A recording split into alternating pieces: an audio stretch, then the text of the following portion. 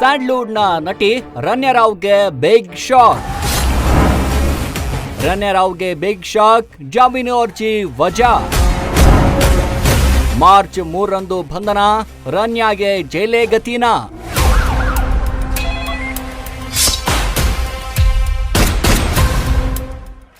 S, ರಾಜ್ಯದಲ್ಲಿ ಸಾಕಷ್ಟು ಸಂಚಲನ ಮಾಡಿರುವಂತಹ ಸುದ್ದಿ ಅಂತಂದ್ರೆ ಅದು ನಟಿ Ranya Rao gold smuggling case. ಇಡೀ ರಾಜಕೀಯವಾಗಿ ಒಂದಿಷ್ಟು ತಿರುವನ್ನ ಪಡೆದುಕೊಳ್ಳುತ್ತೆ.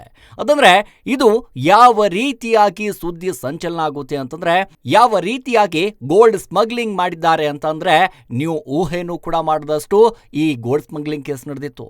ಎಸ್, ಇದೀಗ ಸ್ಯಾಂಡ್ಲ್ವುಡ್ ನಟಿ ರನ್ಯಾ ರಾವ್ಗೆ ಬಿಗ್ ಶಾಕ್ ಸಿಕ್ಕಿದೆ. ರನ್ಯಾ ರಾವ್ ಜಾಮೀನು ಅರ್ಜಿ ವಜಾ ಆಗಿದೆ. ಹೈಕೋರ್ಟ್ನಲ್ಲಿ ಜಾಮೀನು ಅರ್ಜಿ ವಜಾ ಮಾಡಲಾಗಿದ್ದು, ಏಟು ಆರೋಪಿ ಆಗಿದ್ದಂತ ತರುಣ್ ರಾಜ್ ಜಾಮೀನು ಅರ್ಜಿಯೂ ಕೂಡ ವಜಾ ಆಗಿದೆ. ನ್ಯಾಯಮೂರ್ತಿ ವಿಶ್ವಜಿತ್ ಶೆಟ್ಟಿ ಅವರಿಂದ ಪೀಠದಿಂದ ಆದೇಶ ಬಂದಿದ್ದು, ಗೋಲ್ಡ್ ಸ್ಮಗ್ಲಿಂಗ್ ಕೇಸ್ನಲ್ಲಿ ಜೈಲು ಸೇರಿದ ನಟಿ ರನ್ಯಾ ರಾವ್ ಸದ್ಯ ಪರಪ್ಪನ ಅಗ್ರಹಾರದಲ್ಲಿ ಮುದ್ದೆ ಮುರಿತಾ ಇದ್ದಾಳೆ. ಇತ್ತೀಚೆಗಷ್ಟೇ ಡಿಆರ್ಐ ಅಧಿಕಾರಿಗಳು ರನ್ಯಾ ರಾವ್ ಮೇಲೆ ಕಾಫಿ ಪೋಸ್ ಕಾಯ್ದೆ ಜಾರಿಯನ್ನ ಮಾಡಲಾಗಿತ್ತು. ನಟಿ ರನ್ಯಾ ರಾವ್ಗೆ ಇದೀಗ ಮತ್ತಷ್ಟು ಸಂಕಷ್ಟ ಎದುರಾಗಿದೆ. ಇನ್ನು 1 ವರ್ಷಗಳ ಕಾಲ ರನ್ಯಾ ರಾವ್ಗೆ ಇದೀಗ ಜೈಲೇ ಗತಿನಾ ಅನ್ನೋ ಪ್ರಶ್ನೆಯೂ ಕೂಡ ಸಹಜವಾಗಿ ಮೂಡ್ತಾ ಇದೆ.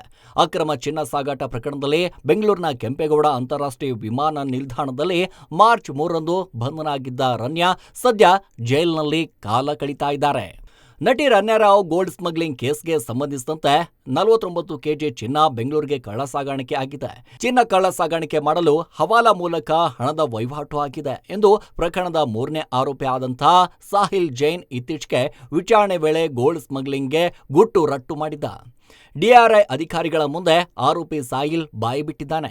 ದುಬೈನಿಂದ ಕೆಜಿಗಟ್ಟಲೆ ಚಿನ್ನ ಕಳ್ಳ ಸಾಗಾಣಿಕೆ ಆರೋಪಿಗಳು ಮಾಡಿದ್ರು. ರನ್ಯಾ ರಾವ್ ತಂದು ಕೊಡ್ತಿದ್ದ ಚಿನ್ನ ಸಾಹಿಲ್ ಮಾರಾಟ ಮಾಡಿ ಕೊಡ್ತಿದ್ದ ಅಂತ ಹೇಳಲಾಗ್ತಾ ಇದೆ. ಚಿನ್ನ ಕಳ್ಳ ಸಾಗಾಣಿಕೆಗೆ 30 ಕೋಟಿ ಹಣ ಸಾಗಾಟ ಆಗಿದೆ. ಚಿನ್ನ ಖರೀದಿಗೆ ಹವಾಲಾ ಮೂಲಕ ಹಣ ಸಾಗಾಟ ಮಾಡಲಾಗಿದೆ ಎಂದು ಕೋರ್ಟ್ ಮುಂದೆ ತನಿಖೆ ಮಾಹಿತಿ ಹಂಚಿಕೊಂಡಿದ್ದಾರೆ ಡಿಆರ್ಐ ಅಧಿಕಾರಿಗಳು. ಸದ್ಯ ಗೋಲ್ಡ್ ಸ್ಮಗ್ಲಿಂಗ್ ಬಗ್ಗೆ ತನಿಖೆ ಮುಂದುವರೆದಿದೆ.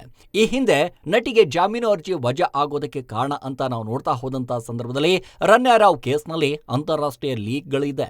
ಕಸ್ಟಮ್ ನಿಯಮ ಉಲ್ಲಂಘನೆ ಮಾಡಲಾಗಿದೆ.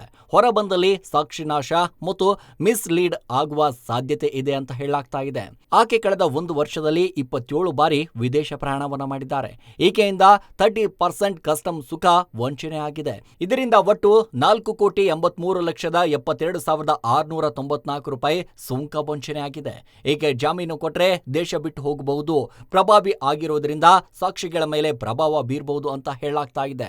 ಡಿಸಿಪಿ ರಾಮಚಂದ್ರ ರಾವ್ ಅವರ ಪಾತ್ರ ಬಗ್ಗೆಯೂ ಕೂಡ ತನಿಖೆ ನಡೆಸಲು ರಾಜ್ಯ ಸರ್ಕಾರ ಹಿರಿಯ ಐಎಎಸ್ ಅಧಿಕಾರಿ ನೇತೃತ್ವದಲ್ಲಿ ವಿಶೇಷ ತಂಡವನ್ನ ಕೂಡ ರಚಿಸಲಾಗಿದೆ.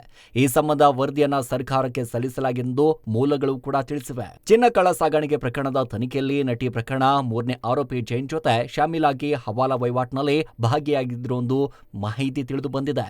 ಚಿನ್ನ ಕಳ್ಳ ಸಾಗಾಣಿಕೆ ಪ್ರಕರಣದಲ್ಲಿ ಜೈನ್ ಬಂಧನಕ್ಕೆ ಸಂಬಂಧಿಸಿದಂತೆ ಆರ್ಥಿಕ ಅಪರಾಧ ವಿಶೇಷ ನ್ಯಾಯಾಲಯಕ್ಕೆ ಸಲ್ಲಿಸಿದಂತ ತನ್ನ ರಿಮಾಂಡ್ ಅರ್ಜಿಯಲ್ಲಿ ಡಿಆರ್ಐ ಆಭರಣ ವ್ಯಾಪಾರಿ ಮತ್ತು ರನ್ಯಾ ರಾವ್ ಹವಾಲಾ ಸಂಬಂಧ ಬಗ್ಗೆಯೂ ಕೂಡ ಭಾಗಿಯಾಗಿದ್ದು ಅಂತ ಆರೋಪಿಸಲಾಗಿದೆ. ಇನ್ನು ಜೈನ್ ಸಹಾಯದಿಂದ ರನ್ಯಾ ರಾವ್ 49.6 ಕೆಜಿ ಚಿನ್ನವನ್ನ ವಿಲೇವಾರಿ ಮಾಡಿ 38.4 ಕೋಟಿ ರೂಪಾಯಿ ಹವಾಲಾ ಹಣವನ್ನ ದುಬೈಗೆ ವರ್ಗಾಯಿಸಿದ್ದಾರೆಂದು ತನಿಖೆಗಳಲ್ಲಿ ಕಂಡುಬಂದಿದೆ. ಬಳ್ಳಾರಿ ಮೂಲದ ಮತ್ತು ಬೆಂಗಳೂರಿನಲ್ಲಿ ನೆಲೆಸಿರುವಂತಹ ಜೈನ್ ಸುಮಾರು 40 ಕೋಟಿ ರೂಪಾಯಿ ಮೌಲ್ಯದ 49.6 ಕಿಲೋ ಗ್ರಾಂ ಚಿನ್ನವನ್ನ ವಿಲೇವಾರಿ ಮಾಡಲು ಮತ್ತು 38.4 ಕೋಟಿ ರೂಪಾಯಿ ಹವಾಲಾ ಹಣವನ್ನ ದುಬೈಗೆ ವರ್ಗಾಯಿಸಲು ರನ್ಯಾ ರಾವ್ಗೆ ಸಹಾಯ ಮತ್ತು ಕುಮ್ಮಕ್ಕು ನೀಡಿದ್ದಾನೆ ಎಂದು ತನಿಖೆಗಳಲ್ಲಿ ಸೂಚನೆಗೆ ತಿಳಿದು ಬಂದಿದೆ. ಹೆಚ್ಚಿನ ಸುದ್ದಿಗಳಿಗಾಗಿ ನಮ್ಮ ಚಾನೆಲ್ನ ಸಬ್ಸ್ಕ್ರೈಬ್ ಮಾಡಿ.